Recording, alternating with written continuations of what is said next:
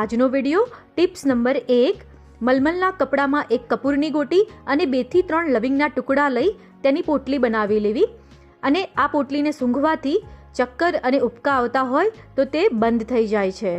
Tips number 2 પગ ઠંડા પડતા હોય તો નીલગિરી તેલના 2 થી 3 ટીમ્પા લઈ તેને પગમાં ઘસવાથી ગરમાવો આવી જાય છે. આની જગ્યા પર તમે ઘીથી પણ પગમાં માલિશ કરી શકો છો. આનાથી પણ પગમાં ગરમાવો એકદમ સરસ આવી જાય છે. ટિપ્સ નંબર 3 જો બહુ પિત્ત ઉપડ્યું હોય તો અડધું લીંબુ લઈ તેને કપાળે, ગળે, છાતીએ અને નાભી ફરતું લગાવવાથી 5 જ મિનિટમાં પિત્ત સમી જાય છે. ટિપ્સ નંબર 4 જો પેટમાં ગડબડ થઈ ગઈ હોય તો જીવન મિક્સર નામની આયુર્વેદિક દવાના 2 ટીમ્પા નાભીમાં નાખવા. આનાથી પેટની ગડબડમાં રાહત મળશે. ટિપ્સ નંબર 5 બહુ જ માથું દુખતું હોય તો સ્પિરિટના 2 ટીમ્પા નાભીમાં નાખવા. ટિપ્સ નંબર 6 બહુ જ પગ તૂટતા હોય તો કોલન વોટરને પગમાં 2 થી 3 મિનિટ માટે ઘસવું.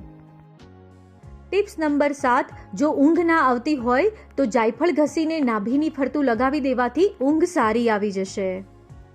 ટિપ્સ નંબર 8 ગળામાં ગરમી આવી હોય તો પાકા કેળાની છાલનો સફેદ ભાગ ગળા ઉપર રાખી તેની ઉપર કપડું વીંટાળી દેવું. અડધા કલાકમાં જ ગરમી ઓછી થઈ જશે.